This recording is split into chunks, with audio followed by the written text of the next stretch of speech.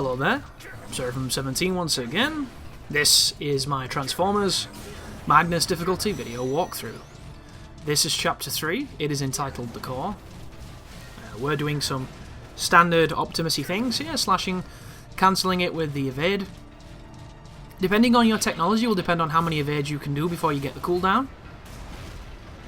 This game's pretty cruel when it comes to the cooldown, because your final evade has a ton of recovery from it that you cannot cancel. And you generally get it when you've just got into focus mode, and it stops you from being able to do a really good punish. So they are serious about making you not spam evade, and that's one of the methods that they choose to use to make sure that that doesn't happen. But you'll notice I've now got a icy shotgun on, and we're going to be using that to the best of our abilities. And there is a tunnel here full of dudes with rockets, and there's a mine that should, well, you would think it would kill them, but it didn't kill them at all, which is annoying. So I'm going to hopefully finish them off here with a quick vehicle attack into a shotgun blast. See you later, friend. And then get back through the tunnel and back through these plasma plating things, or whatever the hell they are. So let's talk tech, shall we? The abilities that I think you should put on your gear.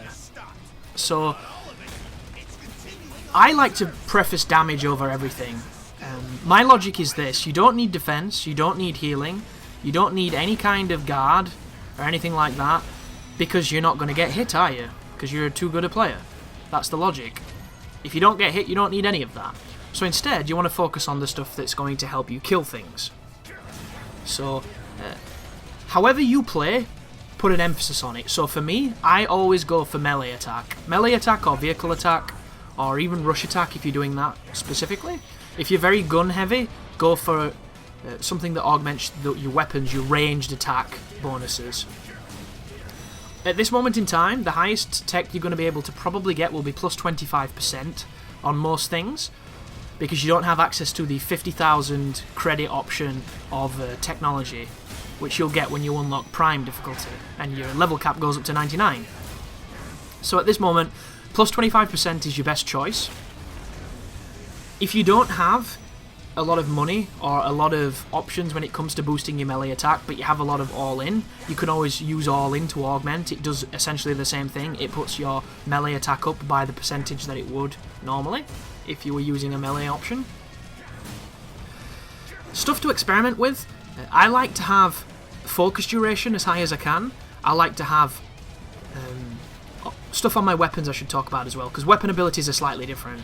As far as weapons go, I generally like to have something that gives me extra damage during focus. I like to have something that augments my focus.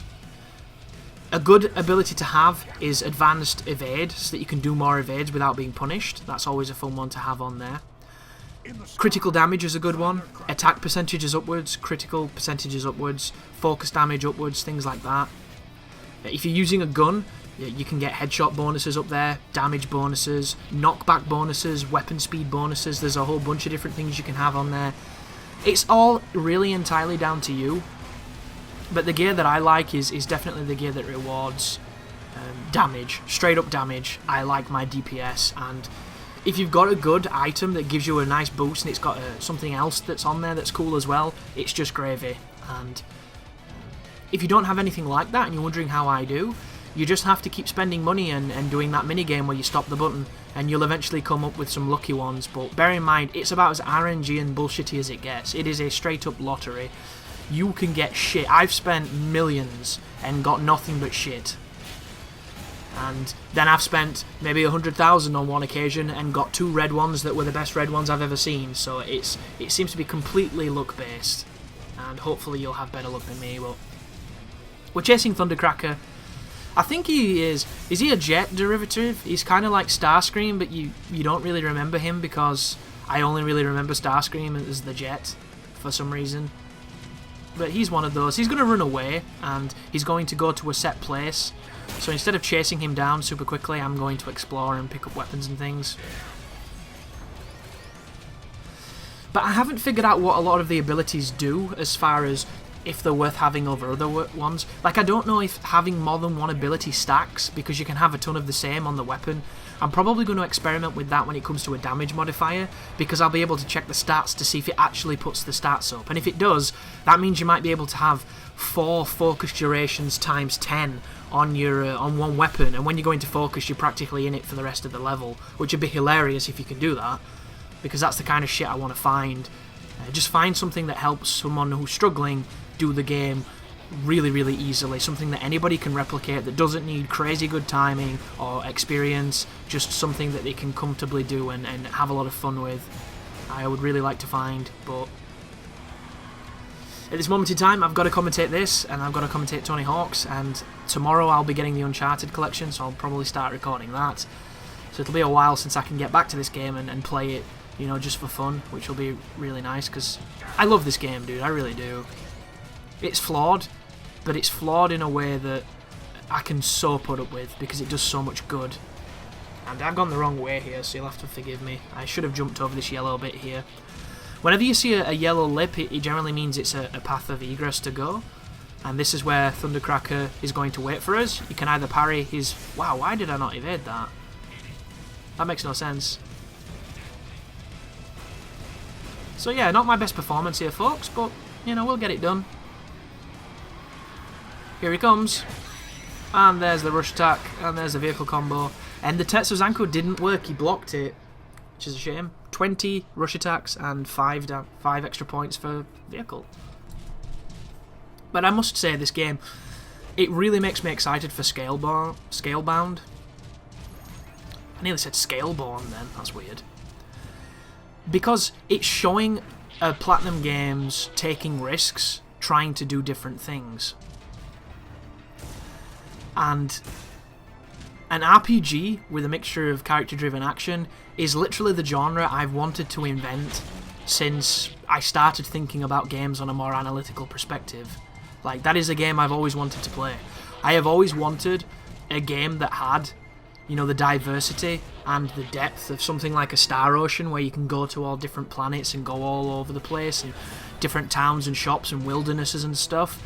But I wanted the combat to be focused like a Devil May Cry, and I wanted the enemies to all be interesting and enjoyable and different and unique and cool, like the enemies that you get in character-driven action games. I didn't want them to just be plain fodder. I wanted them to, you know, be smart and devious and have so many different variants of them. And that's kind of what they're pushing towards, and if they do it, it's going to be amazing, and it's just going to be the beginning of an entirely new subset of a genre.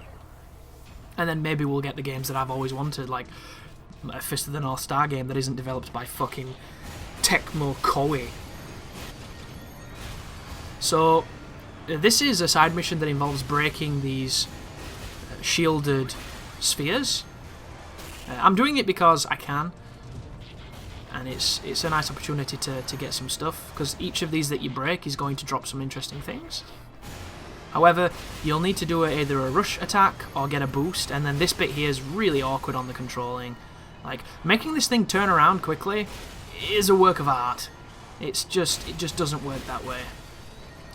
And if you know the pattern of where these all are, you can probably do this really, really well. But I'm just not there yet. I think this might have been the first time I've seen this. And if not, I'm just, as you can see, not really understanding how to control Optimus to the best of my abilities just yet. Especially when you boost and he just turns into a fishtailing idiot. I just find it really exciting. Like, another series that I would love to see turned into a game like that would be Vampire Hunter D. Like, to me, there would be no cooler game than a character-driven action game where you have a world to explore that's got towns and villages and, like, badlands and, like, similar to a vein of like a Witcher, but a little bit more focused and not quite as open as that. Just with the fidelity of, you know, Bayonetta. I think that would be amazing, and it needs to be made, dude. So many games, so many great series. Like, when you were playing Mass Effect, how many people wanted a Cowboy Bebop Mass Effect that had, you know, developed by somebody, not necessarily by the people who do Mass Effect, because they have their own kind of style and their own kind of jank, but just that game played so heavily into what that series was, and there just hasn't been a good Cowboy Bebop game. I mean, you can count that flying ship shooter game that they made on the PlayStation 1, but... And it was not too bad. It just, you know, I don't think it's what that series needed. Same with Outlaw Star. I really want an Outlaw Star game because I absolutely adore that anime. But anyway, this is Transformers, and we're boosting around as Optimus, picking things up, getting on top of rooftops, breaking boxes, the usual Devastation fare. Trying to think what the next mission is. I know we're getting to the point now where it's going to get really snappy. I think this is pretty much the last of the long level. And even then, this is not too long, because I think we're going towards the bridge. Because you'll notice the lighting and the sky is dramatically different on this mission. Because time has passed, and we're getting to the point where it's starting to escalate. I did think there was going to be more vehicle sections in this. I don't know if anybody else had that same feeling as me. Because if you played Legend of Korra, in between the missions you did these driving sections, which were kind of ham-fisted and not the most fun. Because they were very trial and error at points, and the checkpoints on them weren't great. But I think that kind of section would have suited this game so much more, even though I would have preferred it not to be that kind of rock, paper, scissors bullshit that was. But just, I don't know, maybe more of an emphasis on a driving section. A little bit like the ones in Bayonetta, but not as long, and don't overstay their welcome. Like, you could have even had a flying section, even though I don't think there are any Autobots that fly. It seems to only be the Decepticons that fly, which makes it really awkward if the Decepticons all decided to fly away, because what would Optimus do? He picked a cool truck, but trucks can't fly, unless you count the last boss, because for some reason you're floating in space, and that doesn't make much sense, but there could have been. I mean, you could have been stood on the back of Starscream, you could have beat him up, like tasered him or something, stand on the back of him, and then have a level that's in the sky. Like, that is almost exactly what one of the levels is on Bayonetta 2. You know? And that's a game where she surfs driftwood, for God's sake, in an ocean. You know, Platinum have had these ideas. So it just seems strange that it would be so limited. But here is the first introduction to the hammer enemy. So can you remember how we fought this guy on the very first fight of the game, and there was two of them? Well, this is where you would normally fight him, at this point. And it's introducing you to the concept of, this guy has super fast attacks, and then he has super slow attacks, and if you dodge thinking it's one when it's the other, you're going to get hit. Because I just jizz on him with my electricity gun. And then a bunch of ground cars. Oh, that's so fast, that. Do not ever wait for those cars to transform before they attack, because it doesn't work that way. They attack as they transform. Real dangerous, and it's very fast as well. It's probably one of the fastest attacks on the game, outside of maybe a missile attack that some of the bosses have, because they come real quick. But the cool thing is, if you parry them, you get to throw the missile back. But because the controls are kind of shitty on the throwing things, I always press the wrong button and drop the missile. But you can do it with drill bits as well. If you stand at a distance from Devastator and he fires his drill at you, parry it and throw it back at him. I don't know what it does when you throw it back, because once again I dropped it by accident, because I'm not, just don't have it down yet, that muscle memory of what to press in certain circumstances. But I'm sure it does a lot of damage, because it's a really cool feature. And then of course there is a trophy and an achievement for doing it, so that's not too bad. But there's me trying to break cars and missing them. I do like the scale of this game. Seeing cars look tiny is always funny. It makes me think of Micro Machines. I wish there was a shockwave to that move. That move is so underutilized in this game. You can do it mid-combo from a juggle, but only certain occasions does it trap the person under you, and then you can drive on them and go into a rush combo. Like, there's times when it just misses, there's times when it just doesn't come out because you end up rolling in mid-air because the controls are not the best on it. But I'm definitely going to try and find a way to implement it a bit more, because it looks so cool. It just doesn't do enough damage. Like the Tombstone in the Wonderful 101 does so much damage. Like, it's a multi-hit attack as you come down. You just drag a Tombstone down people, and it's probably my favourite move on that game. Like, doing the rocket to go above them and then coming down in the Tombstone, it doesn't get much more stupid and much more, enjoyable than that. So I was super happy when I saw it. A couple of parts of this video as well have been a little bit out of sync thanks to my Elgato being a piece of shit, so I do apologise about that. But that particular part of the footage I deleted yesterday, so I can't go in and change it. But it happens to me, of course. It doesn't happen to anybody else. In fact, somebody mentioned that Maximilian uses Elgato and he never has any troubles or something like that. And it's that funny thing of, like, Max doesn't say anything bad about Elgato because they pay him not to. That's the deal. He'll probably have a bunch of issues with his machine because machines give you issues, it's just how it works. But if he has these problems, or if any of them break, he just emails them and they'll send him a box of 10. So he doesn't really have to worry too much, he's got that shit made. Unfortunately, I have to pay 150 quid for mine, so when it doesn't work, I'm going to say don't buy them because they're a piece of fucking shit. And it's just going to be that simple. But we're not talking about Elgato because I'm not giving them the time and breath. Waste of money.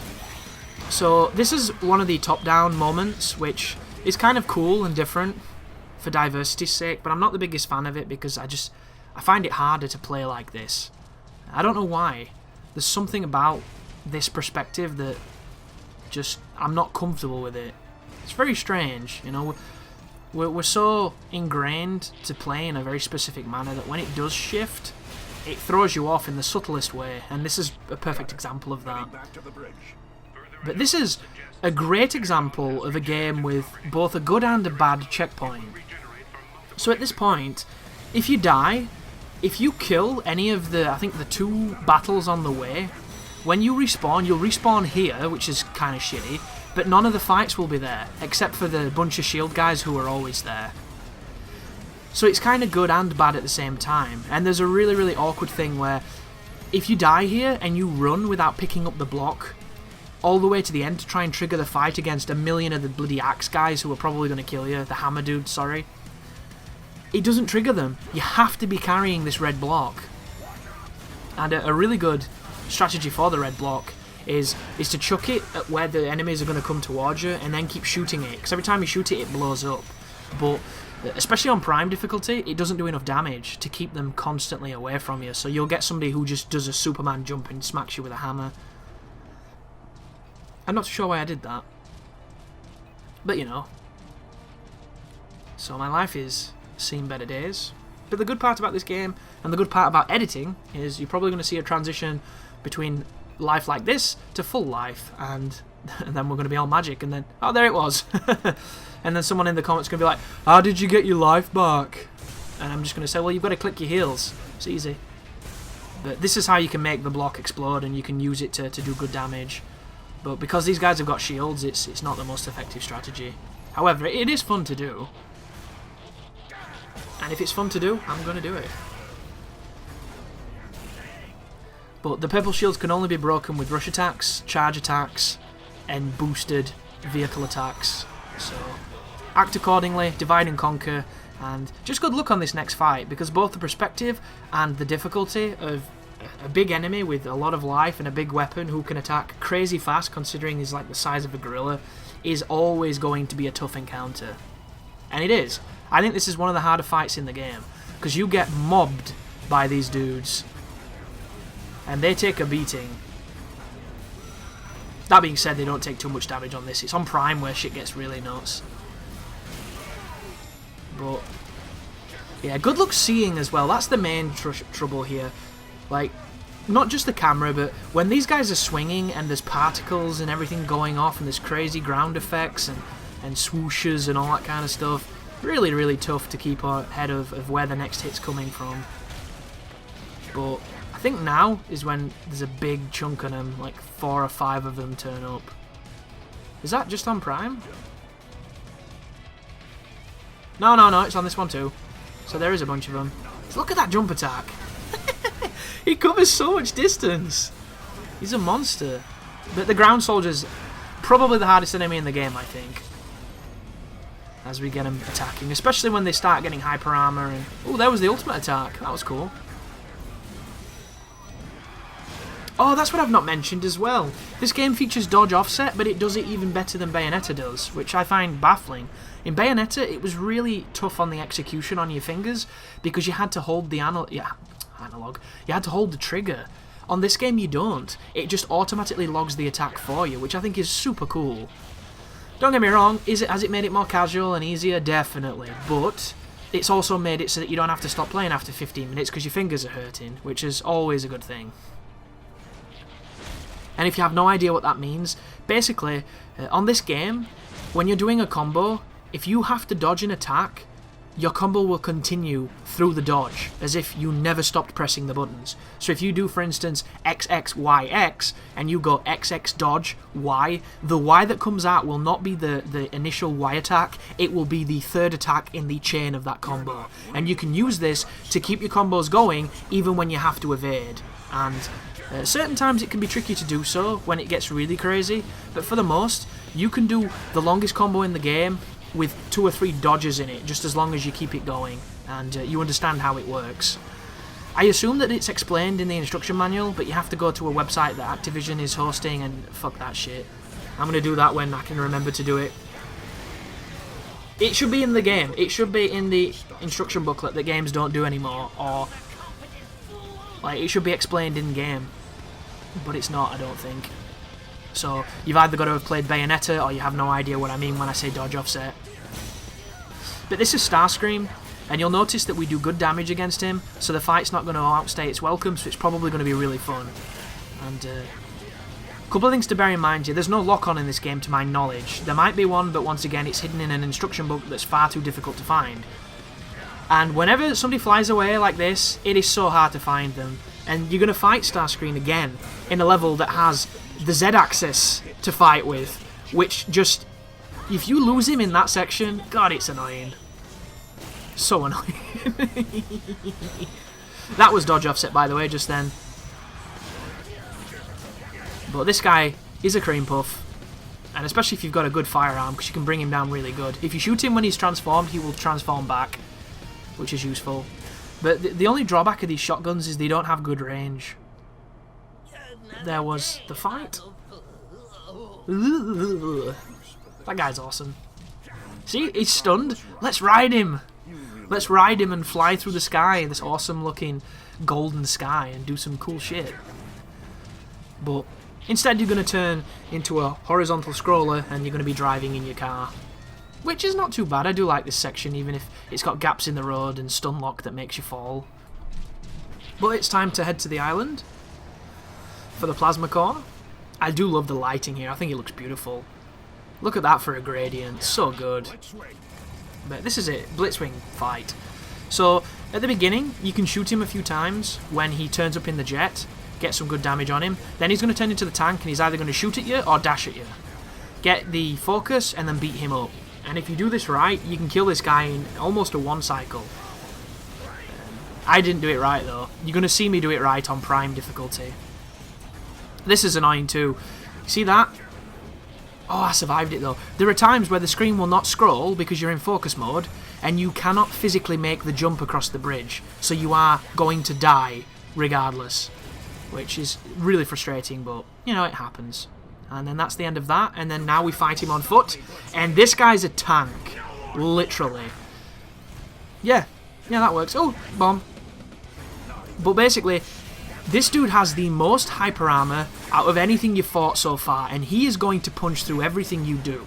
So you need to be aware of this, and this guy beat me up a long time. Like, we're talking 30 minutes of this guy just punching me in the mouth.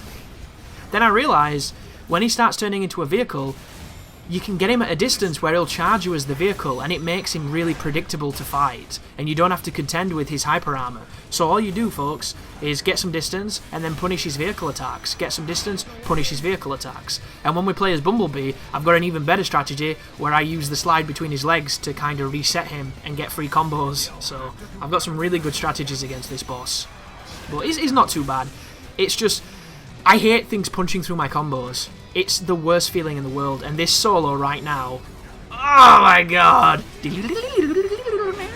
Oh, it's so good.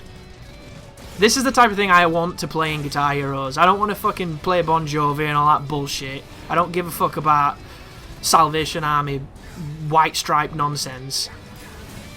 This is the stuff that game was made for. But That new one comes out quite soon, and I'm not paying that money to get that stupid-looking plastic guitar. I've got 6 behind me. Like every generation of Guitar Hero controller. I'm fucking done, dude. I think I'm going to try Rock Band 3, because I can at least use those guitars, even though I'm not the biggest fan of Rock Band. And I'm not the biggest fan of the set lists on these new games either. They might as well call it, this is now what I don't call music and should never be in a rhythm game ever. 2015. But there it was, folks. There's an achievement for beating him without taking damage, and that is the end of the level.